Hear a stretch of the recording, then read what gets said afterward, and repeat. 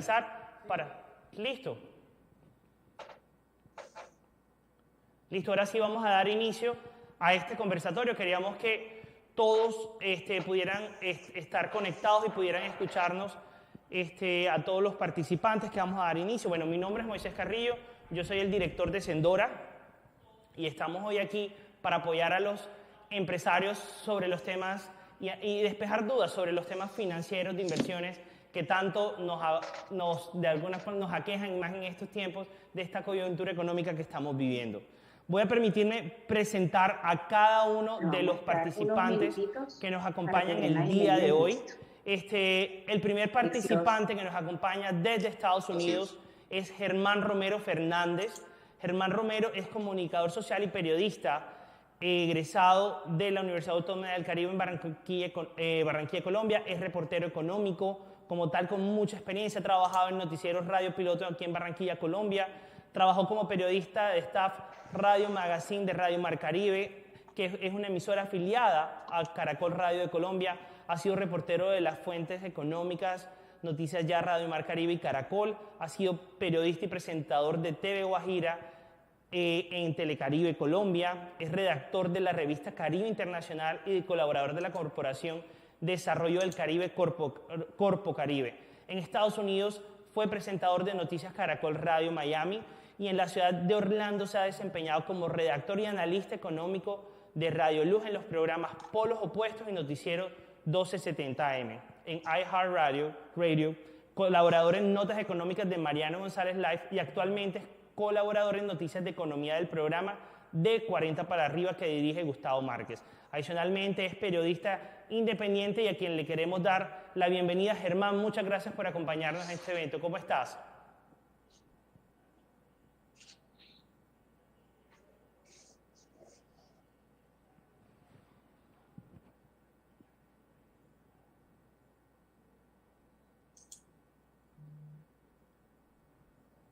Germán, ¿nos logras escuchar?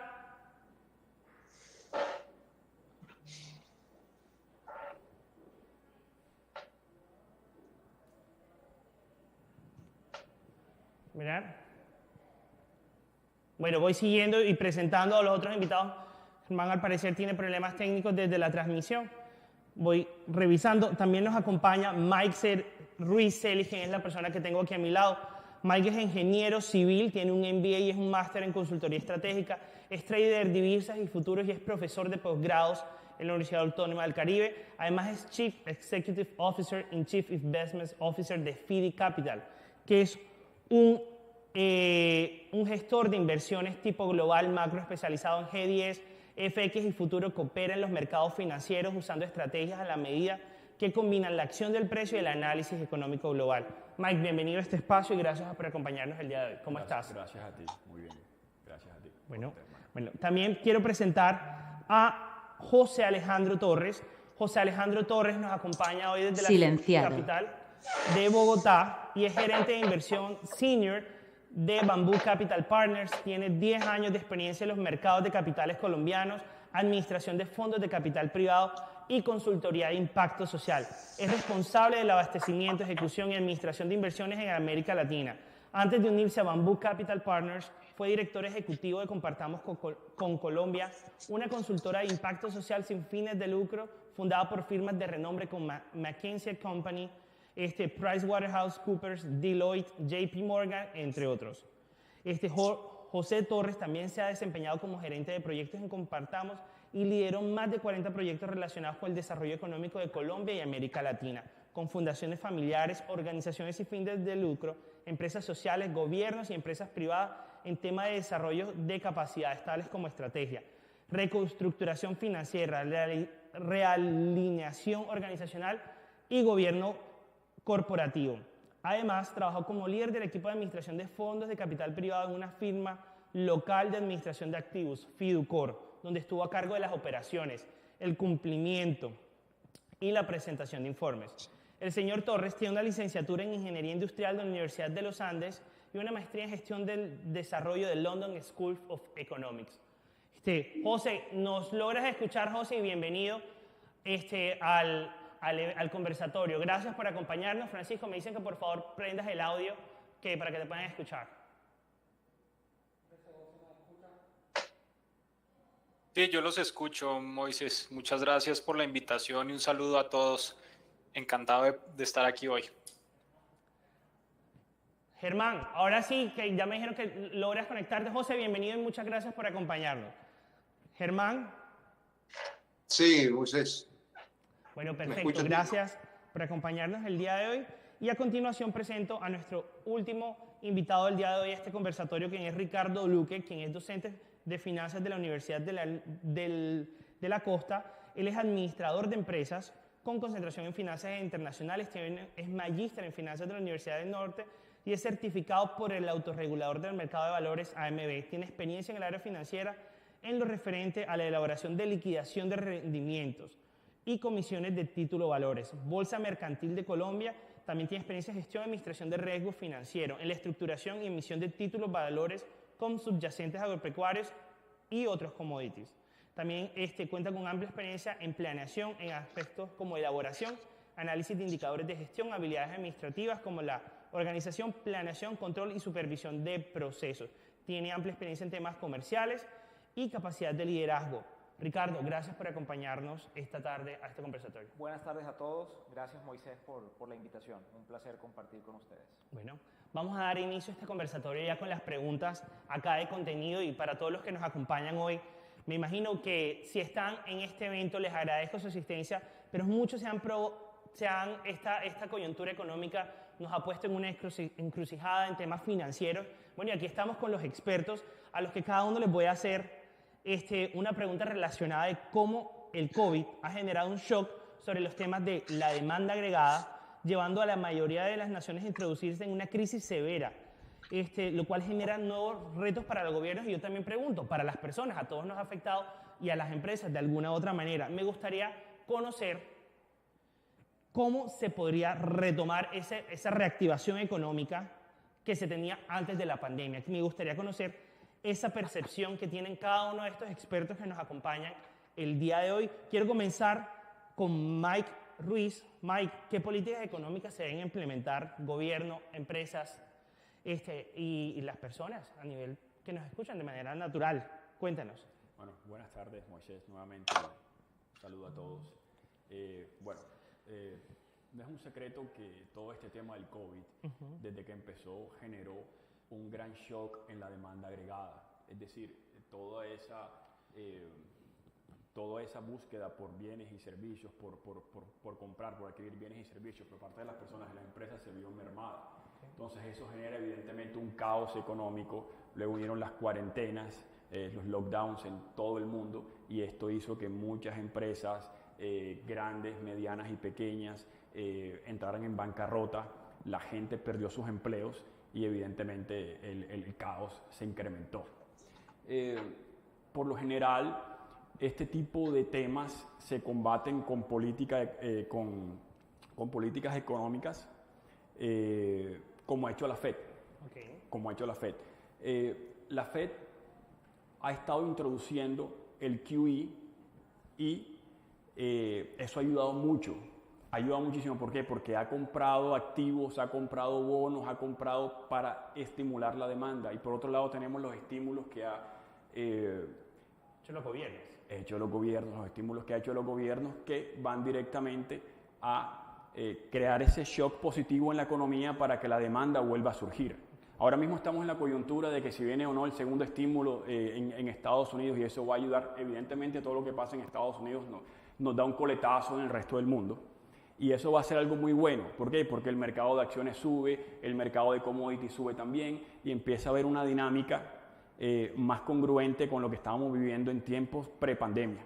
Ahora bien, para las personas en específico, al ir saliendo de todo esto, cuando haya vacuna, cuando ya hayan mejores noticias, va a ser mucho mejor. Indistintamente de eso, los gobiernos están implementando políticas para poder ayudar a los individuos específicamente para que puedan pasar todo este tiempo donde no están ingresando dinero normalmente. Por ejemplo, en Inglaterra están ayudando a las personas con el 80% de su sueldo mientras todo esto pasa. O sea que para estimular la dinámica que tenían tanto las personas como las empresas, se debe inyectar capital, o sea, ayudar a las personas a que tengan capital disponible para poder seguir adquiriendo productos y servicios, es lo que entiendo, y el Claro, gobierno debe estimular. es política monetaria y fiscal. Okay. Todo al desplegar la política monetaria y fiscal adecuadamente, vamos a generar una nueva dinámica en el consumo. Evidentemente hay que tener cuidado con la inflación que se genera, pero en este momento la inflación que se está generando, por ejemplo, en Estados Unidos, que es el país referencia, está muy lejos de su target, de su objetivo. Entonces lo que se está tratando ahora es de impulsar toda esa demanda, de salvar los pequeños negocios, de salvar los empleos de las personas, que las aerolíneas tengan un respiro y poder entrar nuevamente a niveles pre-pandemia lo más pronto posible para que la dinámica mundial vuelva nuevamente a sus puntos óptimos. Es lo que esperamos. José Torres, José, desde tu sector me gustaría que tú también estás en otro lado del sector de inversión, que nos cuentes un poco con respecto a estas preguntas, cómo se puede de alguna forma mejorar esa reactivación económica que estamos hablando, ya sea con las empresas que tú trabajas. Si nos cuentas un poco y nos das en contexto desde lo que tú haces también, ¿qué consideras para las personas, de pronto gobiernos y empresas? Claro que sí, Moisés, muchas gracias.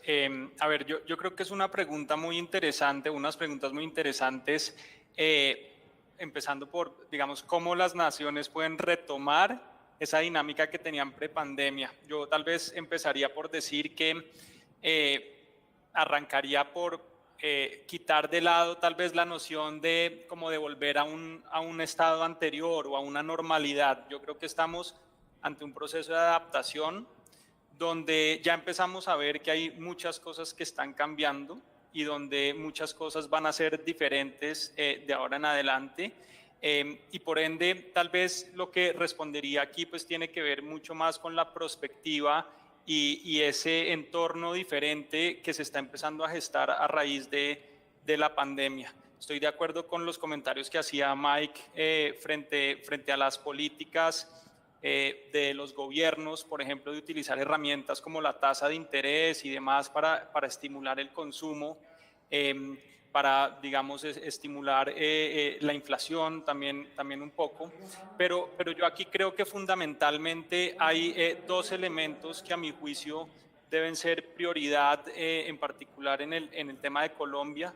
El primero, y que obviamente se relaciona con los temas que estaba mencionando Mike, pero el primero es las políticas del gobierno. Yo creo que tienen que tener en su, digamos, prioridad preservar el grado de inversión y evitar a toda costa que Colombia pierda su grado de inversión por exceso de endeudamiento y limitaciones en su capacidad de hacer servicio a la deuda externa.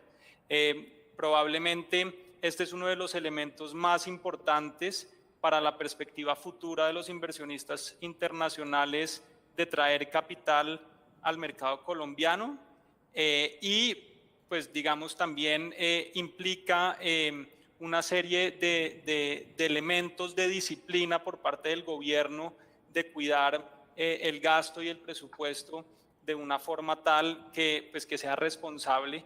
Pero el reto que trae a su vez este tema es las necesidades adicionales de gasto que tiene el gobierno y específicamente derivado de la pandemia. Y aquí se genera una especie como de contradicción de, bueno, cómo cuidar ese grado de inversión y esa calificación crediticia, pero por el otro lado, cómo controlar el endeudamiento, y creo que es una de las tareas más importantes que tiene el gobierno hoy. Pero de cara al segundo elemento al que me quería referir, creo que está el tema del empleo. Bien, hemos visto que pues la pandemia ha generado una crisis muy profunda, tal vez sin precedentes, pérdidas de empleo bastante grandes. Hay cifras inclusive que apuntan a que 2, 3, 4 millones de personas están retrocediendo hacia niveles de pobreza, cosa que es muy crítico. Importante también pensar que lo que se puede estar gestando inclusive es una mayor desigualdad en el mediano y largo plazo, y creo que en ese sentido esa segunda prioridad de pensar en el empleo entra a tener una cabida muy importante en esto y cómo fomentar el empleo desde perspectivas innovadoras. Y aquí es cuando empiezo, digamos, a tocar el tema por el que empecé creo que hay un proceso de adaptación y de cambio bien importante que tiene que pasar en estimular el empleo, diferentes formas de empleo, flexibilización, discusiones que, por cierto, ya se han abierto, que no son fáciles, frente, por ejemplo, al trabajo por horas, la flexibilización de las jornadas laborales, la carga parafiscal y los costos asociados a tener empleados, que por consiguiente impacta fuertemente los gastos en las empresas. Toda esta serie de elementos que están, digamos, incorporados dentro de la discusión del empleo, siento que vienen a ser bastante relevantes dentro de esa prioridad de estimular el empleo. Al final del día aquí se trata de cómo la gente produce ingresos de forma lícita, de forma digna, que le permitan vivir, que le permitan gastar, que le permitan entretenerse, y eso es lo que reactiva una economía. Aquí estamos en un momento, pues digamos, histórico de tasas bajas, que ha sido la herramienta que ha usado el Banco de la República. Probablemente sigamos viendo tasas bajas desde el Banco de la República, sin embargo, ese traslado al sector financiero no es tan inmediato ni tan rápido. Y la gente, pues digamos, así acceda a crédito un poco más barato del que venía accediendo, si no tiene empleo y no tiene generación de ingresos para atender esa deuda, eventualmente pues lo que se genera es una especie de bomba de tiempo. Así que por ese lado creo que esos son los dos elementos que a mi juicio cobran aquí mucha importancia frente a las preguntas que planteabas, Moisés. Bueno, no, José, muchísimas gracias.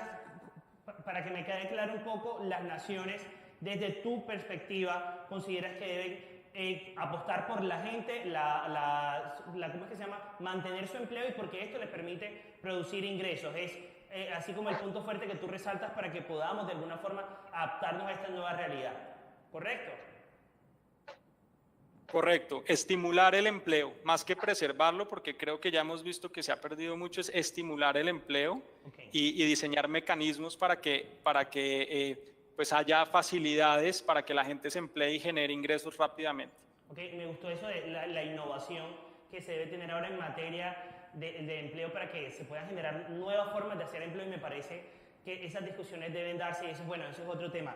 Bueno, Ricardo, tú que estás acá y bueno, tienes desde la academia la experiencia, estás en el sector real, ¿cuál es tu percepción? ¿Qué deben hacer las naciones para estimular esta reactivación económica a las personas, como gobiernos? Cuéntanos un poco, por favor. De acuerdo, gracias nuevamente, Moisés, y nuevamente buenas tardes a todos. Primero que todo, sí, comparto, digamos, las apreciaciones del resto de panelistas. Para complementar un poco el tema, es importante concientizarnos que este llamado proceso de recuperación es, si quisiera uno decirlo de alguna manera, una carrera de largo aliento. Definitivamente no estamos en un tema de 100 metros o algo de lo que podamos salir de manera rápida o fácil. El camino evidentemente es bien complejo y está marcado por incertidumbre. Por incertidumbre, si bien ya hemos pasado una primera fase en temas de salud y de economía, que fue como esa etapa de contención y de ese confinamiento, en donde pues se buscó que no colapsaran los sistemas de salud, pero que definitivamente causaron que quedara, digamos, totalmente estático o muy estático el aparato productivo. Ya pasamos ahora a una etapa más de coexistencia, de acostumbrarnos a esta nueva realidad, y definitivamente en primera instancia la política que se ha venido desarrollando, pues creo que es la conveniente en el tema de que un medio, un vehículo para sacar este tema adelante es el gasto público, a través de subsidios, de todos los apoyos que ha venido dando el gobierno. Ya después podremos discutir si la ejecución nos parece que pudo ser mejor, peor, pero se han hecho temas, se han hecho acciones en ese tema de gasto público. Pero fíjense que inclusive las proyecciones, para cerrar el dato del PIB en Colombia, digamos, para referirnos al caso colombiano, debemos cerrar este 2020 en negativo, aproximadamente en un menos 7,5%. Ahora, si uno mira ese dato negativo del menos 7,5%, si lo mira ya en temas agregados, tenemos que el gasto público es el único que, digamos, por demanda, que terminaría en positivo, más o menos con algo así como un 1,9%. Pero entonces ese esfuerzo desde el gasto público debe ser complementado con el consumo privado. En teoría, una forma de hacerlo, ya lo hemos dicho, política monetaria expansiva, reducción de tasas de interés, en aras, digamos, de estimular ese consumo. Entonces, en ese orden de ideas, pues, se está haciendo la tarea.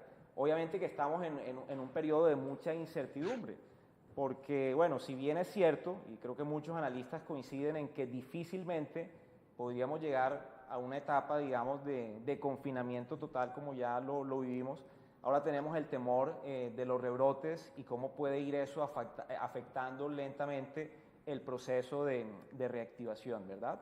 Pero digamos que sí, en política monetaria coincidimos en que esa combinación de gasto público y de estímulo al consumo privado es parte de la solución.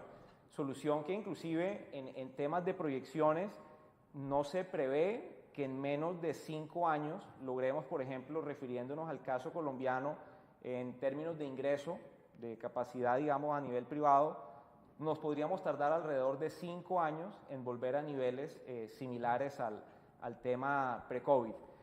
Uno de los panelistas ya tocaba el tema del empleo, es dramático. Nosotros, es decir, 2019 cerramos desempleo en torno al 11,2% más o menos. Podríamos estar cerrando 2020 en torno al 19 punto algo por ciento. Y pensaríamos que por allá en el 2024, 2025 podríamos, si se dan estas condiciones que tienen una dosis de incertidumbre grandísima, poder estar otra vez en esos niveles del 13, 12, 11%.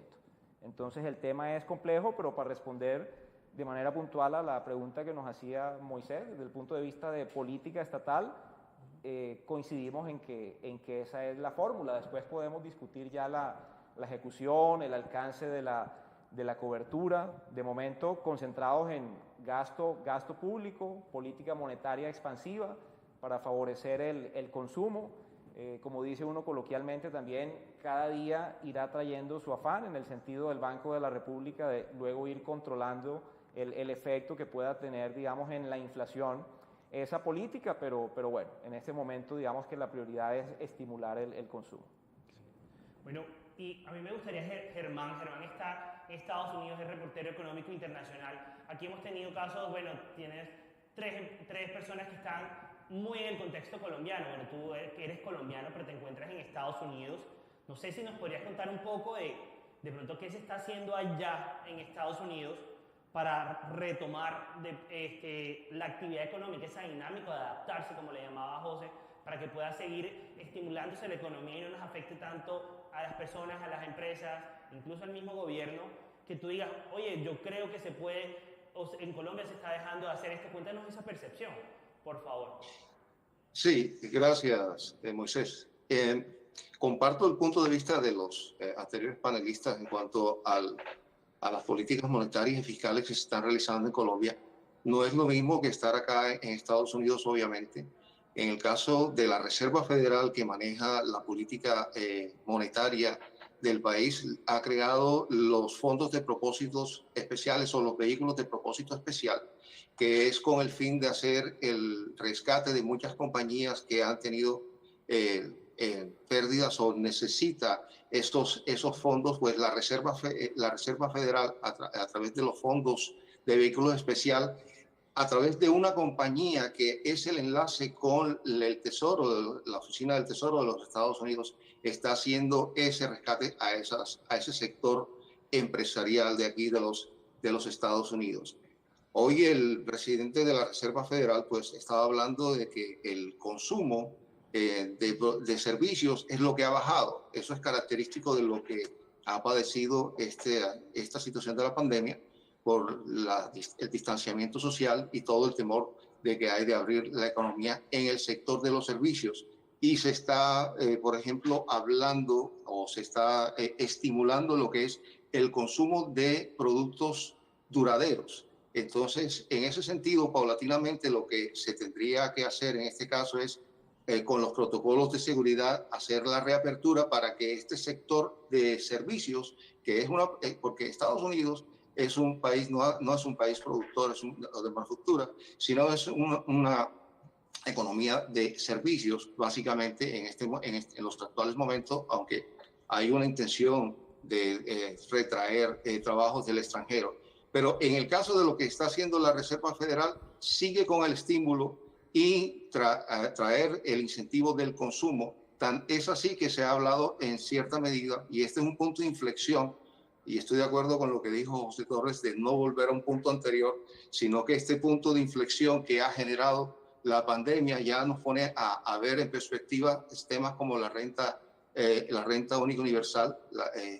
Entonces ya se están abriendo por lo menos como unas intenciones por parte de la Reserva Federal aquí en Estados Unidos de estimularle esa parte de renta universal al ciudadano para que sea directamente de la Reserva Federal a la cuenta corriente del ciudadano acá en Estados Unidos. De eso se ha hablado, no todavía se ha hecho el lanzamiento oficial.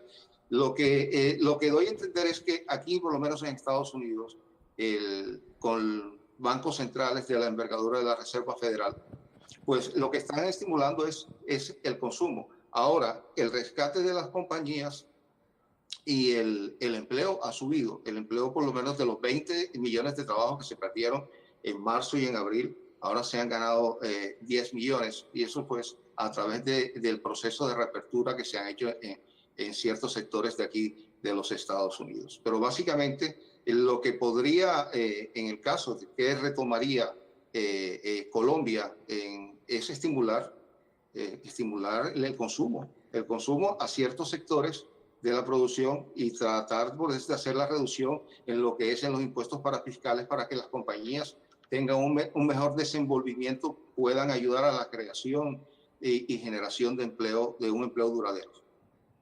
Okay. Bueno, Germán, muchas gracias. Me dicen que tema mi micrófono, por favor.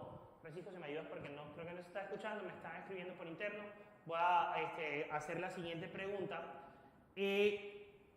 Bueno, estamos hablando, que la economía, ya nos hablaron un poco de qué se debe hacer en términos de política económica, fiscal, para estimular el empleo. Todos han coincidido que es fundamental mantenerlo y que las empresas tengan mayor desenvolvimiento, como cerró Germán. Pero hablemos que uno también de los componentes del crecimiento económico es el tema de la inversión, para que las naciones, las empresas necesitan invertir, incluso uno como persona debe invertir. Entonces quiero hacer una pregunta relacionada sobre en estos momentos que cuando se hablan de que, y mucho en temas de emprendimiento, cuando hay crisis es que surgen las mayores oportunidades, o la gente que logra de alguna forma tener rentabilidades astronómicas o muy atractivas a pesar de que hay una coyuntura económica desfavorable. Yo sí quería conocer su percepción, porque en estos momentos, o sea, las personas están reduciendo el consumo de bienes de lujo con la finalidad de aumentar la provisión de bienes necesarios, y como dijo Germán, el tema de los bienes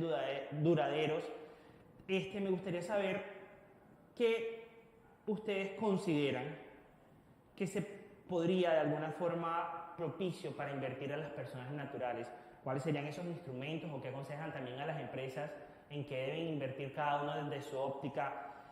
Bueno, ahorita comenzamos con Mike, me gustaría comenzar ahora con Germán, que fue el último. ¿Qué consideras que las personas deben invertir ahora, o qué alternativas, de pronto una, dos o tres que nos cuentes en estos momentos de crisis, que de pronto la gente está cegada y todo lo ve negativo? ¿Qué consideras tú que puede presentar comportamientos positivos? Hablaron de sectores, por ejemplo, productos, bueno, que consideres. Sí, en sectores como la tecnología, que es la tecnología que está de punta, que está a la vanguardia de lo que sería esta cuarta revolución, sería una de esas opciones que las personas pues tienen a la mano. Ahora, en cuanto a la educación financiera que la persona tenga, pues es bien importante, porque esa inversión que haga la persona en esos sectores, pueden ser también en sectores, por ejemplo, como la vivienda. Hay sectores de vivienda que están en cierto auge aquí en los Estados Unidos, y por lo menos se puede hacer una inversión razonable en las ciudades que no tienen la carestía y que no tienen y se están dando ese movimiento para hacer lo que es la inversión en lo que es en bienes inmuebles y lo que sería en la parte de tecnología. Mucha gente está buscando el rescate o prácticamente que la defensa en la inversión en sectores como el oro, y también hay una tendencia por las criptomonedas, bueno, criptomonedas no, perdón, el Bitcoin. Pero eso sería de otro tema que mantiene lo que es la reserva de valor cuando se está hablando también de lo que es el sistema de blockchain. Pero en cuanto a inversión, yo tendría cierta preferencia por lo que son los sectores que mantienen la reserva de valor, que sería oro, los inmuebles y la parte de tecnología. Okay. Entonces tú recomiendas oro, que es una materia prima, que le llaman que es refugio en estos momentos de crisis, tecnología, el sector de tecnología, los emprendedores, bueno, que están lanzando nuevos productos, desde ya deben comenzar a buscarlo desde tus perspectivas para ver qué cosas nuevas están creando, porque esta pandemia nos ha obligado a todos a transformarnos digitalmente desde las herramientas que debemos utilizar en nuestros trabajos hasta cómo las empresas deben manejar los procesos, y nos recomiendas el mercado de bienes raíces como esas tres opciones. Mira, me gustaría ahora, Ricardo, cuéntanos un poco, ¿tú qué recomiendas en qué se debe invertir? Perfecto, bueno, no, lo primero, y creo que Germán también hacía alusión al tema, en esto de inversiones es clave los perfiles que tengamos cada inversionista, nuestra percepción del riesgo, también el horizonte, ¿verdad?, que tengamos con nuestra inversión, con el objetivo, y a partir de ahí, pues se abren un abanico, digamos, de posibilidades. Yo quisiera primero no perder la oportunidad para referirme a un producto de un perfil de riesgo muy bajo, de renta fija, y que hace parte, digamos, de mi ejercicio profesional, que son las operaciones repo sobre certificados de depósito de mercancía que transamos en la Bolsa Mercantil de Colombia. Son productos con un perfil de riesgo muy bajo, de renta fija, y para referirme, digamos, a lo básico y en estos tiempos de crisis, para que ustedes miren, digamos, lo atractivo del tema, que a uno hoy en día le hablen de un producto de renta fija que tiene una garantía real, respaldada en un commodity, en una materia prima, y que le permita al inversionista tener rentabilidades netas entre el 8 y el 8,5% de efectivo anual, es interesante.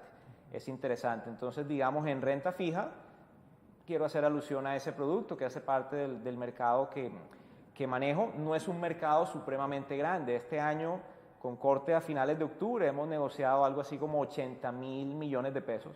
Si uno lo compara con el mercado de valores, pues obviamente es mucho más reducido, pero es una alternativa válida para los inversionistas. Ahora bien, para hablar, digamos, en términos más generales y del mercado accionario, hay oportunidades. Ya se hacía alusión al sector tecnología. Si uno mira, por ejemplo, en indicadores internacionales, el desempeño del Nasdaq, indicador, digamos, de empresas del sector tecnológico, ha sido muy positivo, y más en tiempos de crisis. Si uno analiza que año corrido puede estar en una variación positiva cercana al 30%, es positivo, ¿verdad? Entonces eso, digamos, como recomendación, renta variable internacional. No quiero tampoco, digamos, sacar del espectro de posibilidades nuestra renta variable o mercado accionario local, pero hay que ser sinceros en el sentido de que año corrido el desempeño no ha sido el mejor. Aquí estamos en negativo, en el Colcap 20, por ejemplo, cercanos al 29% negativo de variación.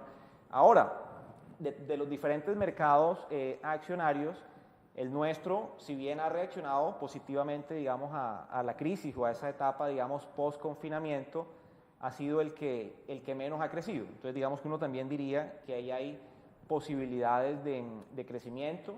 Hay compañías que están en cotizaciones, digamos, de precios de hace varios años atrás, entonces ahí puede haber margen de mejora. El consejo, la recomendación también, más allá de analizar cada perfil, es, bueno, no nos quedemos solo con la información del índice. O sea, el Colcap 20 hace referencia a 20 compañías, si bien son las de más nivel de capitalización, en nuestro mercado bursátil cotizan algo más de 70 y algo especies, entonces no hay que quedarse solo el índice está en negativo, no miremos más posibilidades en el tema de acciones, ¿verdad? Entonces podría como estar orientado en ese orden. Sí. Okay. Entonces, bueno, nos hablaste del producto que son los repos en la bolsa mercantil de renta Colombia. fija. Es un producto de renta fija. Correcto. Con una rentabilidad de un 8% en promedio. Correcto. También nos invitaste a invertir en el mercado de renta variable a nivel internacional, sin descartar el nacional. De acuerdo. Y también dijiste algo que me parece muy interesante, es que no nos quedemos solo con el índice que se está en negativo, sino también es también una oportunidad de decir, oye, si está en negativo es porque podemos de pronto comprar barato y puede Así subir. es. Entonces puede Correcto. ser un punto de inflexión en términos de inversión interesante, y es que nos invitas como a ampliar, a hacer zoom in, ya hay con la asesoría, bueno, de expertos financieros, claro, en este caso, que decir, a identificar cuáles son esas compañías que de pronto pueden de alguna forma mejorar esos movimientos negativos y decir, se van a reactivar ahora. De acuerdo, Moisés, y si me permites para finalizar, y vuelvo a resaltar esa parte, por eso digo es tan importante mirar cada perfil. Okay. Si yo no tengo afanes de liquidez, oye, puede ser un momento bien atractivo para entrar, ¿verdad? Precisamente en estos momentos. Entonces eso es clave en ese análisis. Digamos que aquí no aplica como una receta, por decirlo de alguna manera general, sino que es clave mirar esa expectativa, ese horizonte de tiempo que tengo, cómo está mi necesidad de liquidez para poder hacer esas apuestas de inversión. Okay. Vale. Bueno, gracias, Ricardo. José, vuelvo contigo, José. Tú tienes mucha experiencia en temas de inversión en el mercado privado, pero también tienes un componente interesante, es que tú has trabajado con proyectos de impacto social, y ya se están trabajando, que hemos visto que Bancoldex ha lanzado bonos naranja, bonos verdes, bonos apoyando la energía. ¿Tú nos podrías dar de pronto un insight, por ejemplo, en ese sector en que tú te mueves? ¿Qué alternativas pueden ser interesantes ahora en tiempo de crisis? Y que nos cuentes un poco qué alternativas, no sé, se podrían exportar que no son tan conocidas para el público en general, porque de pronto no están en la bolsa de valores así inmediatamente y uno las ve y están en Google, por ejemplo. ¿Nos puedes contar un poco y ampliarnos parte de tu experiencia allí? Claro, con gusto, Moisés. Y mira, arrancaría por decir y volver a enfatizar lo que dijo el colega que estaba hablando hace un momento sobre el perfil del inversionista, el plazo y demás, pero también muy importante el monto de recursos a invertir, ¿no? Porque, arrancando desde una perspectiva de la persona natural, en Colombia, si tú dices, ok, tengo $1 millón para invertir, ¿qué puedo hacer? En realidad, ¿qué puedo hacer? Y las opciones son muy limitadas, ¿no? Entonces, terminas teniendo 2 o 3 opciones. No, bueno, un banco me ofrece un CDT, un certificado de depósito a término. Si estoy de buenas en una comisionista de bolsa, de pronto me contestan el teléfono y puedo invertir en algún fondo que replica un índice accionario. Ok, está bien, seguramente esa es una alternativa, pero al final, digamos, para la persona natural termina siendo, digamos, una oferta de alternativas muy limitada. Si uno es una empresa o un individuo con mayor capacidad de inversión y demás, pues puede acceder a otras opciones de inversión tal vez más sofisticadas o que tienen umbrales de inversión un poco más altos, como los fondos de capital privado en diferentes sectores y demás. La deuda corporativa, como son los bonos, que estamos viendo, pues empiezan a salir bonos de diferentes cortes, como bien has mencionado, en temas interesantes, como son, por ejemplo, bonos de género.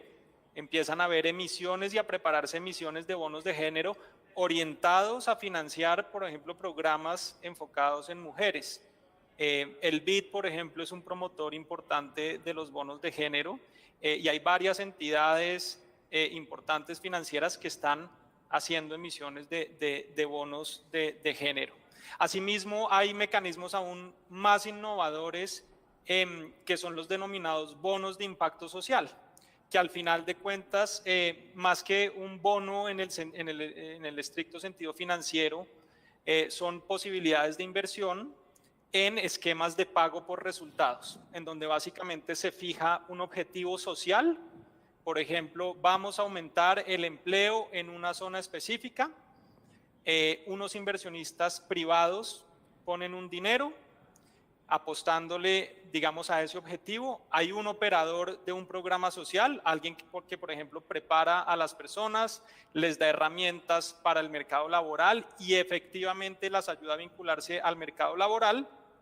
Una vez se colocan al mercado laboral y, digamos, logran una colocación, digamos, de mediano largo plazo en posiciones de trabajo y se cumplen una serie de indicadores, el gobierno o entidades del gobierno asociadas, por ejemplo, a este programa, repagan por el resultado y los inversionistas reciben un retorno. Eso es, digamos, explicado a grandes rasgos lo que eso significa, pero nuevamente insisto, estos son posibilidades de inversión que realmente no están abiertas, digamos, al público en general, sino a inversionistas muy puntuales y digamos, muy específicos.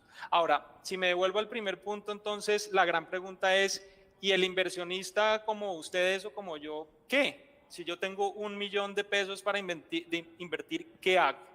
¿A dónde voy? ¿Qué otras cosas nuevas hay? Y yo creo que aquí hay un punto importante de cara a lo que viene pasando en la pandemia. A mí una de las cosas que más me llama la atención es que esta pandemia yo creo que uno la puede asociar muy rápidamente al concepto que mencionan Robinson y Acemoglu en su libro de por qué las naciones fallan, y es lo que ellos denominan coyunturas críticas, que son eventos inesperados que cambian el curso de la historia, ¿sí?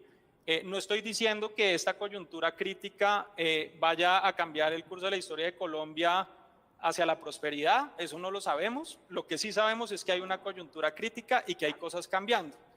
Y dentro de una coyuntura crítica, además, ellos mencionan en su libro, que es bastante famoso, otro concepto derivado de Joseph Schumpeter, que es la destrucción creativa, ¿no? Cómo se reemplazan las ideas, cómo empiezan a cambiar las cosas. Y perdón que me ponga muy teórico con ese concepto, pero yo creo que desde ahí estamos viendo ya cambios que empiezan a ser interesantes desde la perspectiva de inversión. Por ejemplo, el tema de inversiones digitales, el tema fintech, las inversiones de masa, lo que llaman el crowdfunding, que ya es una realidad, que ya tiene legislación, que está empezando a pasar y que empieza a volverse alternativas de inversión para el público en general en montos pequeños. Nuevamente, aquí arranca todo desde la premisa, cuál es el perfil de inversión y qué quiere lograr el inversionista con su inversión. Pero ya hoy en día tenemos plataformas digitales que permiten, por ejemplo, invertir en portafolios de descuentos de facturas. Tenemos plataformas digitales de crowdfunding, como por ejemplo Ascenso, de la Bolsa de Valores de Colombia, para fondear proyectos interesantes que se conectan con uno y pues que uno puede poner desde $200.000 pesos. Hay otras plataformas fintech, donde puedo, a través de diferentes mecanismos fiduciarios y demás, acceder a portafolios de inversión que replican índices accionarios, que replican deuda corporativa, bonos globales, entre otras, y simplemente puedo hacer un aporte pequeño. Todo esto para ilustrar que, en mi opinión, pues coincido, digamos, con que hay oportunidades desde la perspectiva tradicional en aprovechar que el mercado accionario en Colombia pues ha tenido, digamos, una corrección importante en el último año, que viene corrigiendo al alza y que seguramente, si al país le va bien en la recuperación el próximo año, haya buenas oportunidades de apostarle al mercado accionario colombiano. Pero mirando un poco más allá de eso, yo creo que hay que apostarle a estas nuevas innovaciones y estas nuevas alternativas que sí le están dando acceso a personas con montos de inversión más bajo a cosas diferentes, que al final es lo que todos queremos ver. ¿Cómo apoyo un emprendimiento que me gusta? ¿Cómo hago descuento de facturas? ¿Cómo hago un repo en la bolsa mercantil, como explicaba hace un momento el otro panelista? Las plataformas digitales son habilitadoras de esto, hay varias ya ocurriendo y yo tal vez la sugerencia que haría es mirar por allí también. Ok, José, muchas gracias por esa perspectiva. Todos han coincidido que el tema de tecnología, pero tú has ido un poco y has nombrado ejemplos y me gustaría resaltar el tema del crowdfunding, que bueno, ya en Colombia está la legislación, nombraste a Accendo y es una realidad. También hay empresas que puedes participar con el tema de factoring y son opciones interesantes que se podrían explorar, que desde ya invito a los asistentes que nos están acompañando en el live que revisen. Eso está en las manos, es algo digital, no tienen ni siquiera que trasladarse realmente. Por ejemplo, en Accendo hace poquito estaba revisando cuántas empresas han levantado capital a través del apoyo colaborativo. Entonces ya tú puedes invertir en deuda en empresas que están en la economía real y puedes ser parte de ese proceso de crecimiento y generar economía como tal que tiene un impacto real en la sociedad para diversificar de alguna forma ese portafolio, y me gustaría de alguna forma que revisaran esas opciones. Bueno, Mike, para cerrar contigo sobre esta pregunta de las alternativas de inversión, tú que trabajas con un tipo de producto bien interesante, me gustaría, ¿qué piensas? ¿En qué deberían invertir gobiernos, empresas y personas en los productos? Cuéntanos un poco, por favor. Bueno, Moisés, como dijo Germán, me parece muy pertinente lo que Germán dijo, sobre todo la parte del Bitcoin o las criptomonedas. Es una tendencia ahora mismo que está al alza. Se percibe como un activo refugio, como hablar del oro o la plata. Sin embargo, es para un tipo de inversores específico y no todo el mundo o no todo el público en general entiende lo que está pasando con esa dinámica.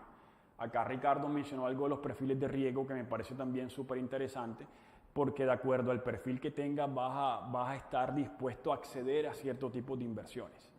Nosotros en FIDI somos un hedge fund global macro y estamos enfocados exclusivamente en los mercados internacionales. Hay algo que no se ha mencionado todavía y es el mercado de las divisas. Desde el año 2008, desde la gran crisis financiera hasta ahora, todos los fondos internacionales, o la mayoría de ellos, que se dedicaban al trading con divisas, vinieron mermando su participación global. El entorno de las tasas que empezó a darse desde entonces, cuando fue subiendo gradualmente, fue restándole oportunidades al trading de divisas. Hoy día es algo que está nuevamente tomando fuerza. Para nosotros, por ejemplo, en este momento es crucial. El 70% de nuestro portafolio es con trading de divisas. Estamos apostando fuertemente por divisas como el rand sudafricano, el peso mexicano, sobre todo contra el dólar por la devaluación que se le viene. Con todo este estímulo que lanzan a la economía, ¿sabes? Cuando hay mucho de algo, se devalúa. El dólar se va a devaluar y va a haber una canasta de divisas que van a estar valorizándose respecto al dólar. Hay unas oportunidades increíbles. Nosotros atendemos exclusivamente inversores calificados. Inversores calificados, inversionistas calificados, personas naturales, o le llamamos inversionistas individuales, corporaciones, pero también a este tipo de inversiones acceden fondos soberanos, fondos de pensiones internacionales. Y el otro 30% de nuestro portafolio, por así decirlo, está enfocado en commodities, pero en unos productos específicos que son derivados, el mercado de derivados. El mercado de derivados internacionales, al que accedemos nosotros a través de la Bolsa Mercantil de Chicago, tiene una dinámica diaria todos los días cambian de manos alrededor de 500 billones de dólares. Es un mercado altamente líquido, es un mercado súper grande y es un mercado que se está moviendo muy bien. Por ejemplo, con el tema del acuerdo comercial de China con Estados Unidos ha empezado a tener una nueva dinámica, han empezado a subir esos precios de commodities como el trigo, como la soya, como el maíz, como el azúcar, como el cobre. Y todo esto son oportunidades que hemos detectado para nosotros y para nuestros socios comerciales o nuestros inversionistas o nuestros clientes. Y es una tendencia que va a continuar por un tiempo. El mercado accionario, como lo mencionaba Ricardo, sobre todo en el tema tecnológico, va a tener un auge grandísimo si lo comparas con el S&P 500 y lo comparas, por ejemplo, con el Russell 2000 de las empresas de baja capitalización. El Nasdaq ha tenido un impulso increíble. Está mucho más valorizado que los otros índices que han sufrido un golpe un poco más fuerte con el tema de la pandemia.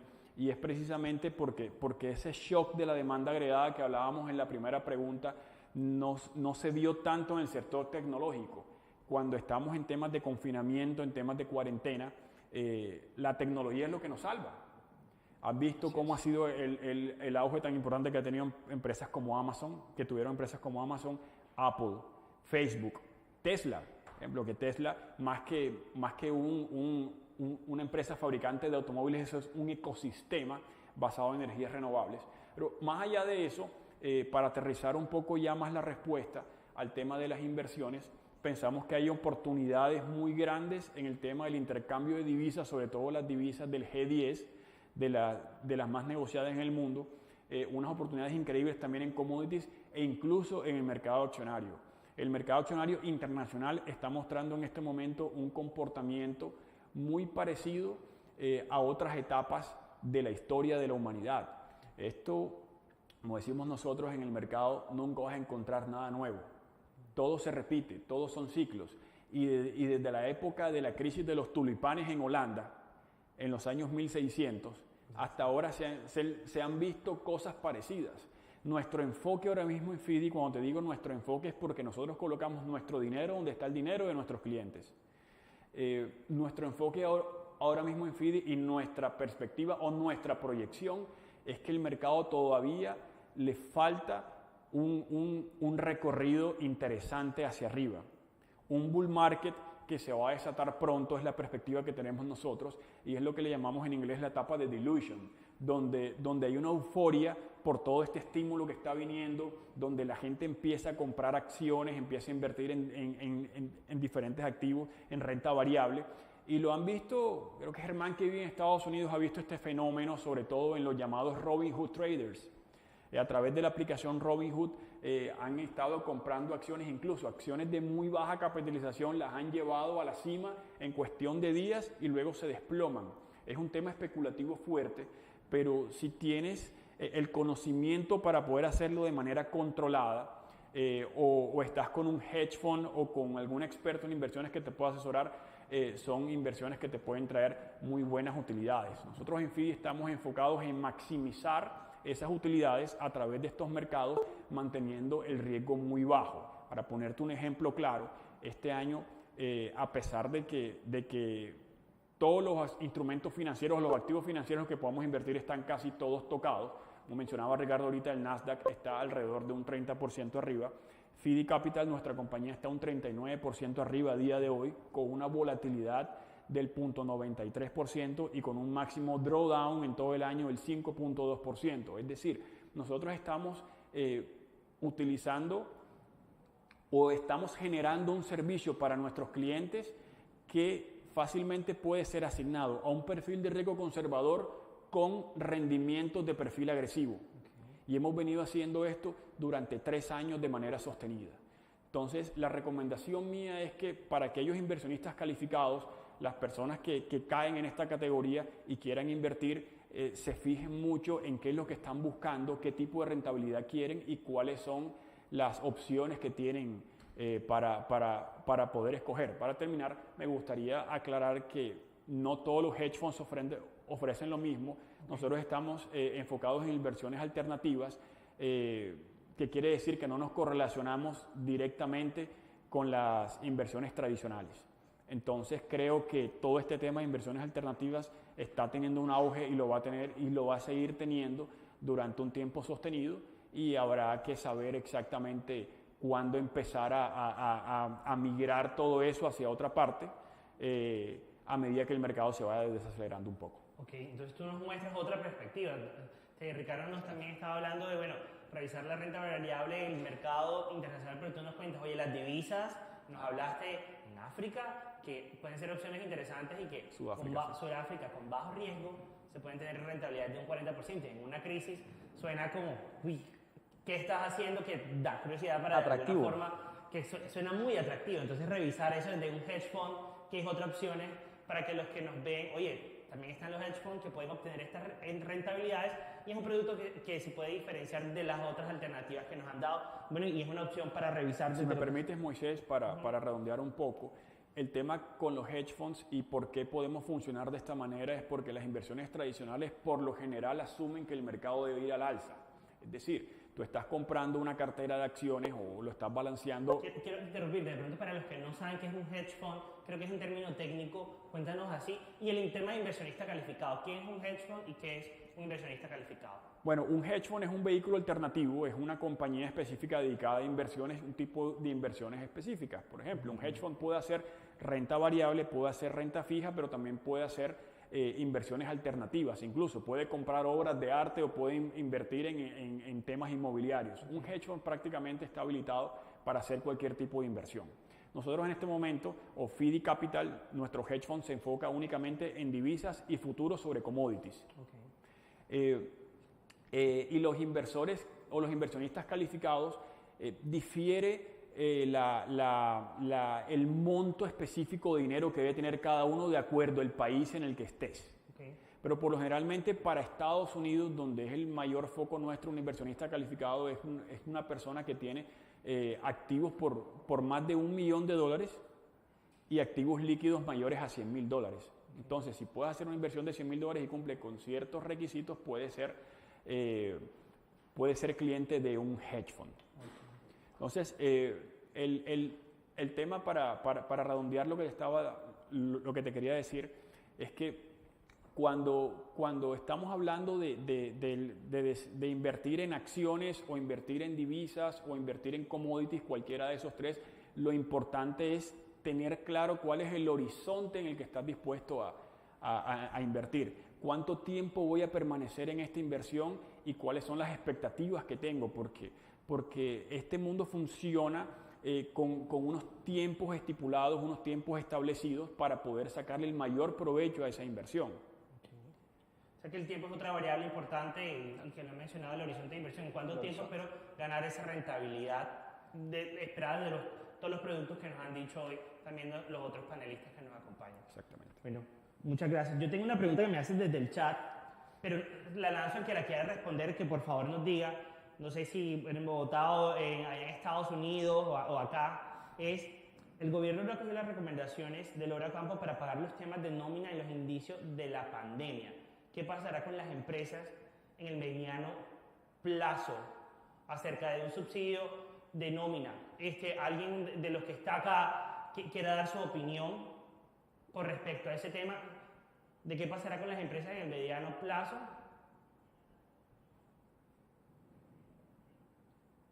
Germán, de pronto, o José, o no sé si Ricardo. ¿Quién? ¿No? Bueno, entiendo que, digamos que de alguna manera ya lo mencionamos, ¿no? Digamos que, es decir, generalizar es complejo, ¿no? Es complejo porque también hay que tener en cuenta que si bien, por ejemplo, en mi intervención sobre lo que nos espera en el proceso de recuperación, mencionábamos esto es un tema o una carrera, por hablarlo en términos coloquiales, de largo aliento. Y también tenemos un tema que indudablemente la crisis o la pandemia no golpea por igual a todos los sectores, ¿no? Entonces también hay que empezar por esa parte, ¿no? Veo que también mencionaban algo de subsidio a las nóminas. Pues bueno, yo entiendo que ese tema sí ha funcionado, la información que tengo. Claro, entiendo que hay que cumplir con cierto parámetro de disminución de ingresos, que las empresas lo acrediten, pues para hacerse, digamos, merecedoras a ese subsidio. Evidentemente que el gobierno, bueno, como lo decíamos en su momento, ha puesto en funcionamiento el consumo, el gasto público, pero eso tiene un límite, ¿no?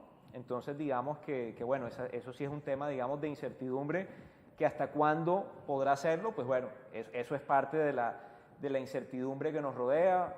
Parte de la incertidumbre también que nos rodea es, bueno, estamos en este momento, si uno quisiera dividir la crisis o la coyuntura, digamos que pasamos la etapa de contención más crítica en temas de salud y de economía, estamos ahora en una etapa de coexistencia. Los sectores, insisto, no están golpeados por igual, ¿verdad? Entonces eso es lo clave. Por ejemplo, en ese dato que yo les daba del PIB negativo, del menos 7,5%, les pongo el ejemplo: el sector agropecuario sale en positivo. Entonces, bueno, la empresa está en el sector de alimentos, pertenece al sector entretenimiento, mucho más complejo, evidentemente, ¿verdad? Entonces, ese sería mi aporte al respecto. Bueno, esa es una pregunta que teníamos en el chat. Gracias, Ricardo, por tu aporte. Bueno, y como la última pregunta para cerrar, Y ya después como un comentario general que les voy a pedir a todos los asistentes, ¿cuáles son esos retos que tiene la nación para ser atractiva en materia de inversión extranjera directa? ¿Qué gana el país con la entrada de estos capitales y qué pierde? Entonces, ¿quién le gustaría participar? Germán, si nos apoyas ahí. Sí, claro. Bueno, estaba viendo que la entrada de capital a Colombia, en este sentido, la economía pues se fortalece, necesita la inyección de ese capital. Lo importante es que la inyección de ese capital sea con productos y servicios Germán, que por favor, generen el ¿puedes prender la consumo. cámara que no te logramos visualizar? Sí, Ahora ¿ya? sí. ¿Ahora? Listo. Ok. Sí, no, lo que estaba diciendo que lo importante es que esta inversión extranjera que vaya a entrar al país sea una inversión que no solo sea para proyectos únicamente específicos, sino también que sea una inversión que pueda llegar a la base popular. Obviamente un proyecto cuando hay una inversión grande no llega directamente, pero sí en la cadena de producción pues llega al consumo final de lo que es, para que no se quede solo la inversión como sucede en los sectores, por ejemplo, de la banca, que siempre se invierte en unos mercados, pero eso no permea a la base. Entonces, lo importante es que en este caso la inversión extranjera y también el manejo que haga de la economía el gobierno, de la deuda pública, pueda tener una atracción de capital. ¿En qué sentido? Que no es lo mismo que en Colombia se haga el préstamo a la economía en dólares, que el gobierno atraiga inversión para dineros, pues, que por ejemplo puede ser generándolos en los TES a una tasa bien atractiva y que pueda cumplir, y tomando ese propósito de a una rentabilidad, por ejemplo, del 4%, eso sería más atractivo y así por lo menos manejaría lo que es la deuda pública. Y es interesante y es positivo para el país, pues, mantener ese equilibrio de su economía para que sea un punto de atención en los mercados internacionales en la inversión y llegue la inversión a nuestro país. Gracias, Germán. Mike, ¿te gustaría complementar? Sí, bueno, para el tema de inversión extranjera en las economías emergentes, por así decirlo, es importante rescatar varias cosas. Primero, ¿por qué lo hacen o por qué son atractivas estas economías emergentes en un punto determinado? Y la respuesta para la coyuntura en la que estamos es que en el entorno de tasas bajas, en las primeras economías en el mundo, es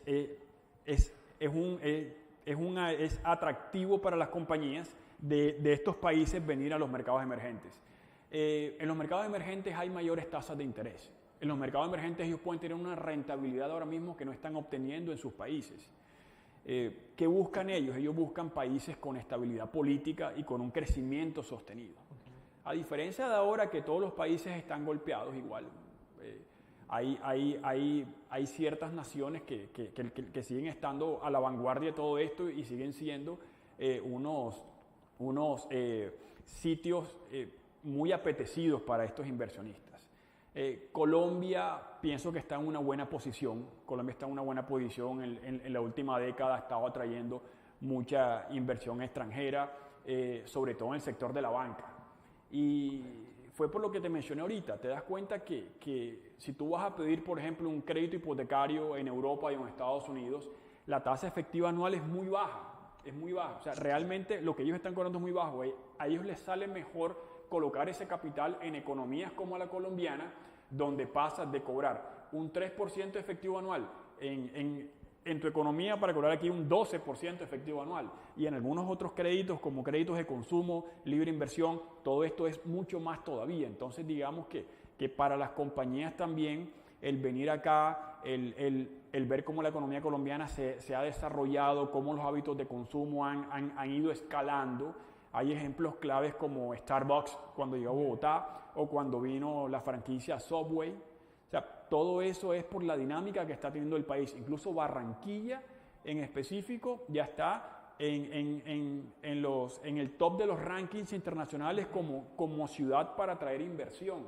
Ya Barranquilla está en el foco del mundo, no solamente por Shakira, ya también por todo lo que está pasando a nivel económico y toda la estabilidad que está teniendo Colombia. Entonces, en resumen, lo importante es la estabilidad política, el crecimiento sostenido que está teniendo el país y el tema de las tasas de interés y todo lo que estas compañías pueden generar acá en cuanto a ingresos, porque siempre les va a compensar, o la mayoría de veces le compensa con el riesgo que están tomando. Gracias, Mike. José, desde tu experiencia y de pronto aquí hay empresarios que les gustaría, no sé, conocer sobre los temas de inversión de impacto y cómo pueden traer esa inversión extranjera directa, pero hacia su empresa.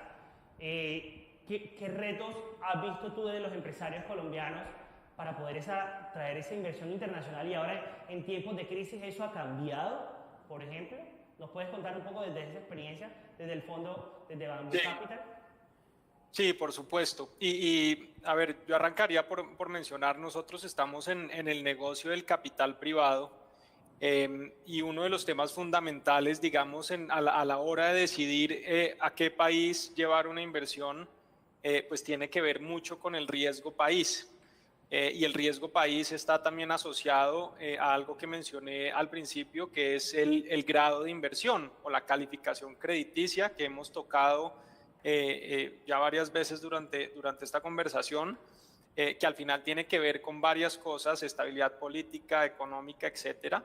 Pero para los fondos de capital privado, esto es un tema bien relevante. Tan es así que hay fondos de capital privado que de plano, cuando un país pierde el grado de inversión, sus inversionistas le dan un mandato de desinvertir. Entonces, ahí un tema de fuga de capitales importante ante la pérdida del grado de inversión.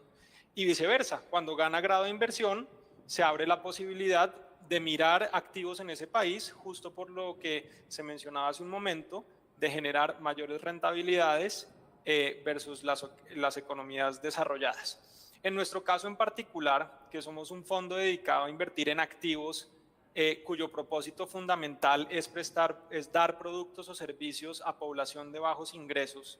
Nosotros estamos en el negocio que se llama inversiones de impacto en el mundo.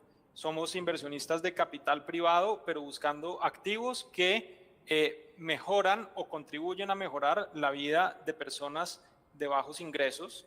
Y en ese sentido, pues diría que a diferencia de, digamos, de otros fondos más tradicionales, llamémoslo, miramos activos un poco más allá del riesgo país y nos concentramos específicamente en dónde están las oportunidades en los activos que cumplen con el propósito de nuestra inversión.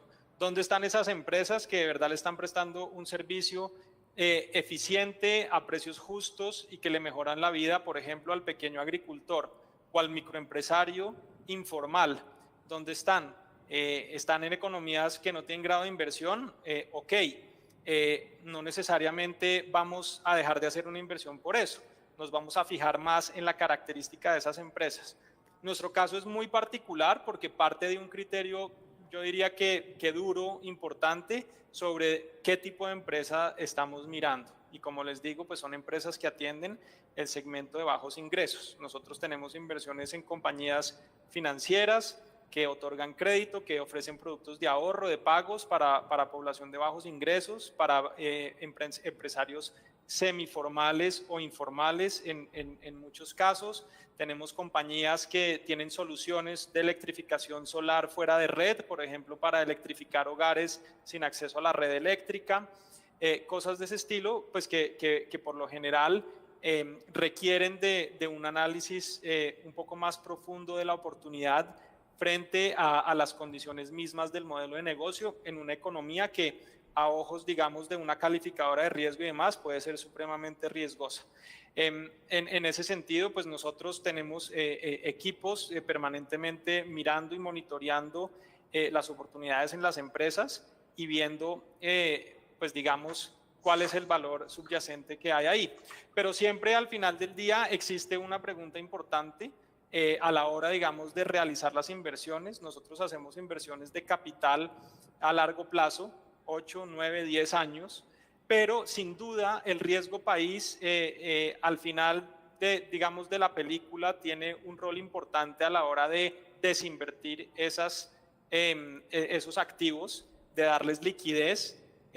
Si son compañías que se han desempeñado muy bien, pues nos han dado buenos resultados, dividendos, etcétera, pero no siempre es fácil realizar esas inversiones justamente por lo que describí hace un momento. Fondos más grandes o fondos con mandatos particulares simplemente no tienen la posibilidad de mirar países con un riesgo país alto o sin grado de inversión, como por dar algunos ejemplos. Okay, o sea que para Colombia como tal es importante, si quieren de alguna forma mantener fondos como el tuyo que traen inversión privada, inyectan directamente en las empresas colombianas, cuidar mucho el tema del riesgo país y las calificaciones crediticias que tienen para seguir siendo atractivos y que los empresarios puedan cobijarse dentro de esos beneficios. ¿Es así? Así es, correcto. Okay. Listo. Ricardo, creo que faltas tú para cerrar con esta pregunta. Los retos que enfrenta la nación para ser atractiva en materia de inversión extranjera directa. De acuerdo, Moisés. Bueno, yo creo que el resto de panelistas se han referido de manera amplia y muy precisa sobre las condiciones que deben darse para que, valga la redundancia, se materialice esa inversión. Entonces no quisiera, digamos, como referirme al mismo punto, sino de pronto complementar en el sentido de que, bueno, habiendo hecho claridad sobre ese tema y en este entorno tan particular de crisis, pues resaltar que ese puede ser uno de los vehículos facilitadores para salir de la crisis. Recuerden que al comienzo del conversatorio nos referimos a lo golpeado que está el empleo o el desempleo.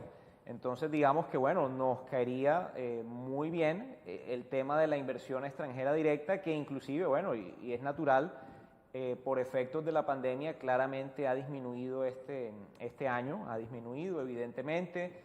En el caso colombiano está concentrado casi el 92% de la inversión en 10 países, siendo los más representativos Estados Unidos y España.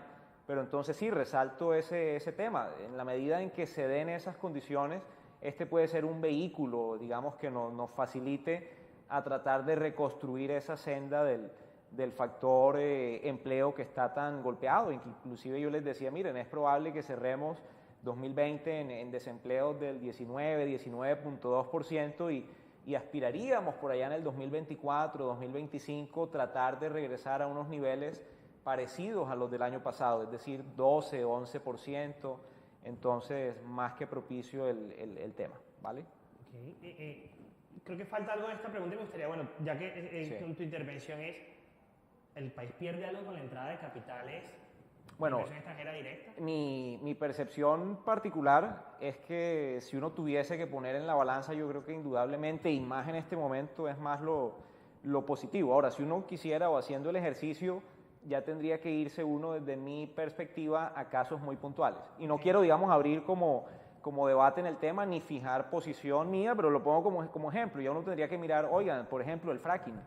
Es decir, uno de los potenciales de inversión extranjera en nuestro país es el sector minero energético. Entonces ya uno tendría que ponerle en la balanza, bueno, el tema económico, el tema ambiental, ese es otro debate, ¿verdad? Ok. Sí. Bueno, o sea que es importante el tema de inversión extranjera directa, sí, pero bajo ciertas condiciones siempre y cuando no afecte intereses ya de la nación en particular y que cada caso tendría que revisarse, o sea, de manera como concreta. Si uno lo comparara con una medicina, tendríamos que ver qué contraindicaciones podría tener. Ok, gracias por la analogía. Otra cosa, Moisés, perdóname, es la competitividad Ajá.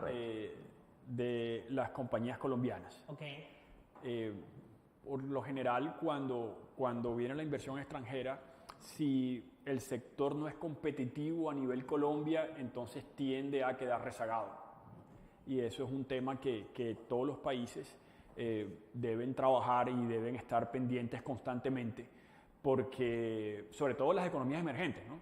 Porque la inversión extranjera la recibimos comúnmente de economías desarrolladas y estas economías ya vienen con unos procesos, con un modelo de negocios, con tecnología, con muchas cosas que a veces en las economías emergentes no tenemos, y eso trata a veces, o no trata, logra disminuir la relevancia de los actores locales. Ok, entonces las empresas también cuando viene esa inversión extranjera directa, más competencia para ellas y compiten por este mercado nacional y puede afectar. Yo me hago una pregunta, pero es un tema de pensamiento en voz alta. Por nombrar aquí, viene una empresa muy famosa para el tema de jugos y era un modelo de franquicia, por no decir el nombre, pero aquí en Colombia eso despegó muchísimo. Y decía, aquí en Colombia no hubo un empresario realmente que pudo haber hecho con tantas frutas exóticas que hay aquí. Y va en ese sentido, o sea, las empresas locales de alguna forma piden competitividad porque hay una empresa con un modelo de negocio establecido, con un tema de branding interesante, un tema de un crecimiento, y digo, oye, realmente en cambio las frutas están aquí. O sea, ¿cuál es el know-how? Ya es un secreto que tiene el empresario, pero logró captar un público y sí, claramente se llevó mucha parte del mercado. O sea, que la invitación a los empresarios colombianos es, o sea, atraer inversión extranjera directa, pero prepararse, porque también en estos momentos cuando llegue tienen que ser mucho más competitivos para recibirla y no quedarse atrás. Entonces es como lo que me estaba diciendo. Sí, es que una de las cosas importantes es que los locales, los que estamos acá, tengamos en nuestro modelo de negocio una o varias ventajas competitivas muy fuertes. Cuando tienes una o varias ventajas competitivas muy fuertes, entonces puedes hacerle frente a todos estos retos. Para el tema de jugos que estás hablando específicamente, ¿cuántas fruteras no hay aquí en Colombia? Sí, me quedé como que... ¿Cuántos años, décadas vendiendo jugos en la frutera? Llega lo informal. Exactamente. Sí. Llega alguien que se organiza un modelo fresco, con unos procesos bien establecidos y con una cara diferente. Sí. Y captura el mercado. Entonces, ya hay una ventaja competitiva, ya es el primero, tiene una marca establecida, una marca reconocida. Entonces, ya quien quiera seguir eso le queda difícil. Claro. Pero tuvimos toda la oportunidad de hacerlo acá. ¿Cuál es la moraleja de esto? Que a veces lo obvio no es tan obvio, o Así lo es. obvio lo dejamos pasar. Sí. Ok, bueno, Cierto. me parece interesante. Yo digo que para cerrar ya este conversatorio, que de esa perspectiva económica, yo diría, uno es qué viene para el próximo año, si alguien se atrevería a hacer un tema de gurú, si se podría decir un tema financiero, porque nadie sabe realmente qué va a pasar, pero me gustaría cada uno escuchar para la economía personal y para las empresas y qué consejos les dan a empresas, porque hay empresarios escuchando y también personas que de alguna forma quieren ver cómo se reactivan económicamente cada uno, qué viene y cómo se debe preparar. Es como yo quisiera cerrar con ese tema y me gustaría, Germán, para ver si tú nos acompañas con esas dos preguntas para cerrar para los empresarios que nos acompañan. ¿Qué viene? Ahí sí hagas un poco de oráculo en la economía. ¿Qué nos depara, por favor? Bueno, ¿Y cómo yo nos preparamos para eso? creo que el tema de más expectativa a nivel Ajá. monetario, financiero, es el reseteo mundial. Eso implica muchos retos, cómo va a ser el manejo del dinero. Y es el tema económico que es el que me crea más expectativa en los actuales momentos. Ahora, ¿cómo hace el empresario? El empresario tiene que siempre estar en total contacto con la parte universal, cómo se está manejando los mercados. Y en este sentido, pues lo que pudiera decirte que es el hecho económico que más me llama la atención en los actuales momentos, porque va a ser el cambio de flujo de dinero, de cómo se va a manejar mundialmente este reseteo financiero que puede crear unos cambios muy grandes en lo que es el manejo económico, el manejo de la geopolítica internacional, de cómo se manejan los flujos de dinero y la hegemonía que tiene actual en el mundo. Y lo que es la expectativa de el giro que está tomando después de la pandemia, hay otros protocolos a seguir, hay unas nuevas tendencias a seguir, unos mercados que, bueno, los otros panelistas tienen mucho más conocimiento de lo que son las inversiones y las tendencias, que tiene que estar en constante contacto el empresario para poder proyectarse. Y lo que estábamos hablando hace poco de que lo que vemos a veces en nuestro país, lo obvio, y no pensamos lo que, como dice el americano, out the box, o sea, que la creatividad para hacer modelos de negocios que a veces los vemos en lo cotidiano. Y eso es lo más importante, la creatividad, hacer un modelo, hacer una proyección y buscar la asesoría. El material humano lo tenemos los recursos. A veces lo que tenemos es como que enfocarnos y hacer lo que es la parte del proceso para poder proyectarse. Y creo que ese es un ejercicio que cada empresario debe hacerlo constantemente. Gracias, Germán. Entonces, ser creativos, estar actualizados con las tendencias, ¿qué es lo que les recomiendas a los empresarios? Y bueno, hablaste de mucha incertidumbre sobre lo que viene, no te tenés que dar como una posición ahí, pero totalmente válido, o sea, no sabemos cómo va a transcurrir esto, y me gustó que deben prepararse, seguir proceso y buscar asesoría, o sea, no hay que tener miedo en pedir ayuda. Y ahí, bueno, estas organizaciones, que hay distintos asesores, de alguna forma en temas financieros que trabajan esos temas. Nosotros desde la aceleradora también acompañamos a los empresarios a buscar nuevos mercados, y sí, hay entidades, incluso el mismo gobierno te presta apoyo, entonces es buscar para lo que tú necesitas como empresario quién te puede ayudar. Así que alza la mano y no tengas miedo, sería como ese consejo de Germán. Ricardo, ¿tú qué piensas? Gurú, por favor, cuéntanos qué viene y qué nos recomiendas para esa reactivación a los empresarios y a las personas naturales. De acuerdo, Moisés. Evidentemente estamos en una etapa de incertidumbre. Esta etapa actual de coexistencia plantea el reto o el temor, ya digamos de manera puntual y para ciertos sectores de la economía de manera puntual, de qué tanto efecto o qué tanto podría entorpecer ese manual, por decirlo de alguna manera, del que estamos hablando acá: gasto público, bajas tasas de interés, consumo. Pero si volvemos a un tema grave de rebrotes, yo insisto, veo muy difícil que lleguemos a un tema de confinamiento total, como estuvimos, digamos, hace unos meses. Lo veo difícil, pero bueno, complicado, digamos, ponerle punto y final a algo, pero digamos que ahí tenemos un elemento de incertidumbre en este tema de las proyecciones. ¿Qué tan grave pudieran ser esos rebrotes para el aparato productivo, para la economía? Sin embargo, les digo, diferentes departamentos de investigaciones económicas, de entidades financieras en nuestro país proyectan, bueno, el dato que les decía, definitivamente vamos a cerrar en negativo, en el 7,5% el PIB este año.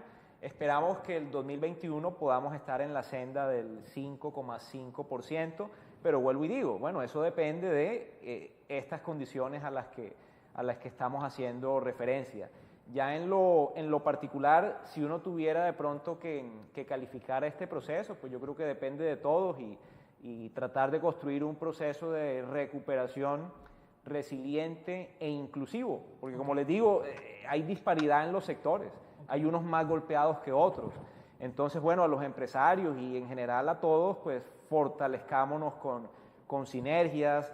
Hablábamos de la flexibilización laboral, pero bueno, también a quienes generan empresas, pues también una cosa es decirlo, sé que una cosa es decirlo y otra ponerlo en práctica, pero bueno, este tema nos ha tomado por sorpresa y debemos estar abiertos al cambio, a buscar soluciones, sí.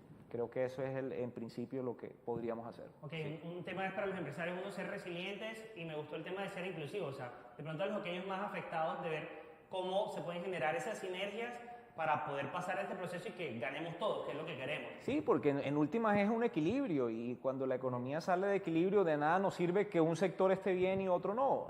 Hay que tratar de ir para el mismo lado. O sea, no podemos de alguna forma que se dispare, por ejemplo, la construcción y el turismo abajo, como estaba frenado en unos momentos porque no había vuelos, porque no nos conviene a todos. Correcto. Como la economía. Ok, muchas gracias por eso. José, de tu lado, perspectiva. Sí, desde mi perspectiva, pues difícil predecir qué va a pasar, pero yo tal vez anotaría un par de cosas que sí creo que no solo van a pasar, sino ya están pasando. Okay. Pues primero creo no subestimar lo que viene el año entrante en términos de retos y yo diría que de disciplina, austeridad, tener, digamos, una mente enfocada en el mediano plazo para salir de esto, aquellos a los que más ha golpeado la pandemia y digamos, no limitarse a ver las dificultades del año siguiente, que probablemente van a ser importantes. pero creo que en términos de tendencia hay algo que ya no tiene reversa y es la digitalización del comercio, del consumo. Ya lo estamos viendo, ya está pasando, cada vez pasa más y es un cambio cultural profundo, y en la medida en que haya más facilidades de pago digitales, más facilidades financieras digitales, es como una especie de círculo virtuoso en donde las expectativas del cliente y del consumidor a su vez van creciendo en términos del uso de canales digitales para su vida diaria. Ya lo estamos viendo para el estudio, para el trabajo, para hacer mercado, para pedir cosas, para solucionar temas, todo a través de canales digitales, y en la medida en que haya facilidades de pago, más aún. Entonces creo que esa es una tendencia interesante. Un pequeño empresario o un empresario que dice, bueno, ¿y yo qué tengo que hacer? Definitivamente creo que hay que subirse en el bus del e-commerce, de los pagos digitales, de poder ofrecer productos en línea, el marketing digital, de recurrir a nuevas formas de promocionar su actividad, porque esto es una tendencia creciente en el comportamiento y la cultura de la gente. Ya estamos viendo la llegada, por ejemplo, de bancos digitales el año entrante como Lulo Bank, o la entrada de Nubank a Colombia. Todo esto lo único que va a hacer es incrementar la posibilidad de la gente de hacer compras en línea, de transar, de tener dinero digital, y esto creo que es una tendencia absolutamente contundente que ya nos está cambiando la vida a todos. Entonces yo lo dejaría ahí, creo que por ahí viene la cosa, y pues la invitación a los empresarios y las personas que tienen su negocio y están buscando qué más hacer. Creo que hay que pensar en los temas digitales y en el comercio electrónico. Okay. Muchas gracias, José. Y la invitación que nos hace es a digitalizar la empresa, que se suban en esa transformación digital. Bueno, y creo que también para las personas es saber cómo manejar esas herramientas, porque eso también implica ganar unas nuevas habilidades uno como profesional y esos futuros estudiantes que de pronto también nos ven. Estamos en una universidad, cómo cada una de esas carreras ya incorporan esas herramientas digitales para que no se queden de alguna forma por detrás y dejen de ser competitivos, lo que decía Mike. Ahorita venga esa inversión extranjera directa y sí tenga esas competencias y quedemos de alguna forma obsoletos por no estar de alguna forma subidos en esa transformación digital. Mike, tu perspectiva y qué recomiendas. Bueno, coincido con todos que es un tema bastante incierto. Pienso que va a depender mucho de la evolución del tema del virus y cómo se combate a nivel global, de acuerdo con lo que dice Ricardo. Pero también creo que no va a haber un aislamiento total como antes, porque ya quedan lecciones aprendidas, y esas lecciones aprendidas se sacan muchas cosas para poder enfrentar los problemas. Aún así, nosotros en FIDI, como estamos enfocados en un tema del sector financiero internacional, pienso que no hemos vivido a nivel negocio ese choque de la pandemia, porque nuestro mercado como tal está floreciendo, y nuestra operativa como tal está floreciendo. Sin embargo, como consejo para los empresarios, sobre todo acá en Colombia, que venían con un modelo de negocio exitoso, es que tengan la capacidad de reinventarse rápidamente, digitalizar sus negocios o la mayor parte de ellos. Y para los nuevos empresarios o los empresarios emergentes, los que apenas están de pronto pierden un empleo, están tratando de ver qué tipo de compañía abren o cómo logran otra vez meterse y ser relevantes en el mercado y obtener unas rentabilidades a través de una empresa que coloquen, es pensar en lo que hablé ahorita de la ventaja competitiva y la ventaja comparativa. En países como Colombia hay mucha tendencia a que las personas abran negocios porque vi en la esquina que hay uno y en la otra esquina hay otro, y me parece súper chévere, sin hacer realmente un estudio a fondo de qué es lo que está pasando, de quiénes son mis competidores, de qué es lo mejor que puedo hacer. Entonces mi consejo es, hey, en toda esta incertidumbre tienes que actuar rápido, tienes que reinventarte hacia lo digital, y si vas a abrir algo nuevo, si vas a montar algo, trata de que tenga algún componente digital, y trata siempre de que tengas una ventaja clara sobre tus competidores, que puedas entrar al mercado y te pueda ir bien. La mayoría de empresas mueren precisamente o no facturan por el hecho de no haberse tomado el tiempo de hacer un estudio minucioso a fondo de cómo les podría ir en el mercado, y terminan siendo totalmente inocua su participación. Ok, bueno, gracias por darnos ese otro insight y donde los empresarios de alguna forma ya saben que no se pueden quedar, como decía Ricardo, solo con el índice evidente de pronto de ver el número y que hay una oportunidad de negocio atractiva, no porque otro lo esté haciendo, sino es investigar, ir más allá y también mirar internamente las capacidades y hablar de esas ventajas que tengo yo, donde pueda de alguna forma ser mejor que mis competidores. También es un tema de analizar uno como persona y uno como empresa y su equipo emprendedor para saber cómo uno es mucho más competitivo y adelantarse a esa competencia que viene, porque estamos hablando de inversión extranjera directa y Colombia como un mercado atractivo va a seguir trayendo capitales. Si la economía, ¿cómo es que se llama? De lo que me queda es que si la inversión, el riesgo país se sigue manteniendo. Entonces, bueno, yo quiero ya con esto cerrar y les agradezco a todos los asistentes que nos vieron por YouTube y a cada uno de los panelistas que nos acompañaron hoy. Bueno, desde Estados Unidos, estamos en Bogotá y estamos aquí en Barranquilla hablando sobre esta perspectiva económica que en Colombia y en el mundo. Cada uno de los espacios de la participación. Este evento va a quedar en el sitio web de la Universidad de la Costa como tal, que en el canal de YouTube lo vamos a estar compartiendo. También nosotros desde la aceleradora Sendora lo vamos a estar compartiendo en nuestras redes sociales para que queden ahí, puedan de alguna forma, si lo quieren revisar, si quieren de alguna forma ver los libros que citó José Torres y quieren de pronto indagar sobre algún tema en específico o mirar cada uno que hace los panelistas, vamos a estar compartiendo esa información.